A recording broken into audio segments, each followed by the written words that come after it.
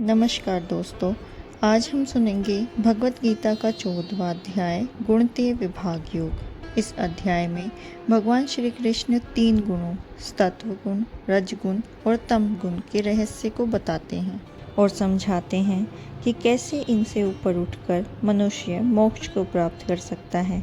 आइए इसे विस्तार से सुनते हैं। इस अध्याय में भगवान श्री कृष्ण अर्जुन को बताते हैं कि यह सृष्टि 3 गुणों सत्व, रज और तमस से बनी है। आत्मा इनमें बंधकर अलग अलग जीवन और अनुभवों में फंसती है।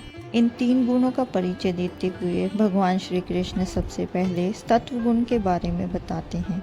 सत्व गुण ज्ञान, शांति, संतोष और पवित्रता का प्रतीक होता है। मनुष्य को सुख और ज्ञान से बांधता है। सत्व प्रधान व्यक्ति शांत, संयमी और विवेकी होता है। दूसरे स्थान पर रजस गुण आता है। रजस गुण इच्छा, आसक्ति और कर्म करने की प्रवृत्ति से युक्त होता है। मनुष्य को कर्म और उनके फलों की लालसा में बांधता है। रजोगुणी व्यक्ति हमेशा क्रियाशील, इच्छाओं से प्रेरित और अस्थिर होता है। अंत में भगवान तमस गुण के बारे में बताते हैं। तमस गुण मोह, आलस, निद्रा और अज्ञान का प्रतीक है। मनुष्य को प्रमाद और अहंकार में बांधता है। तमोगुणी व्यक्ति आलसी, अज्ञानी और उदासीन रहते हैं। इसके बाद अर्जुन इन तीनों गुणों के प्रभाव के बारे में भगवान से पूछते हैं। तब भगवान बताते हैं कि जब सत्व गुण बढ़ता है तो ज्ञान, प्रकाश उत्पन्न होता है। जब रजस बढ़ता है तो लोभ, लालसा और चंचलता आती है। जब तमस बढ़ता है तो अज्ञान, आलस और भ्रम उत्पन्न होता है। इसके बाद अर्जुन भगवान से पूछते हैं कि मृत्यु के समय इन तीनों गुणों का मनुष्य के जीवन पर क्या प्रभाव पड़ता है।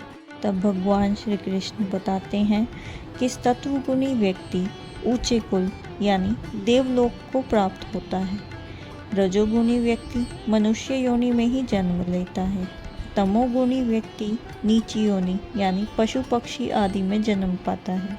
परंतु अर्जुन, इन तीनों गुणों से भी परे एक गुण होता है जिसे गुणातीत अवस्था कहा जाता है। जो व्यक्ति सुख, दुख, मान, अपमान, मित्र, शत्रु, सफलता, असफलता में समान भाव रखता है, जो निष्काम भाव से भगवान की भक्ति करता है, वही इन तीनों गुणों से ऊपर उठकर मोक्ष को प्राप्त करता है। भगवान श्री कृष्ण कहते हैं, जो मनुष्य अनन्य भक्ति करता है वह इन तीनों गुणों से ऊपर उठ जाता है। वह मुझे पूर्ण रूप से जान लेता है और अंत में परम गति यानी मोक्ष को प्राप्त करता है। तो मित्रों, यह था भगवद गीता का 14वां अध्याय गुणतीय विभाग योग। भगवान श्री कृष्ण हमें सिखाते हैं कि जो मनुष्य तीनों गुणों से ऊपर उठकर सिर्फ उनकी भक्ति करता है वही वास्तविक रूप से मुक्त होकर परम गति को प्राप्त करता है। आशा है आपको यह ज्ञान प्रेरणादायक लगा होगा। वीडियो पसंद आया तो लाइक करें और शेयर करना ना भूलें और गीता के अगले अध्याय के लिए चैनल को सब्सक्राइब करें। मिलते हैं अगले अध्याय में। जय श्री कृष्ण।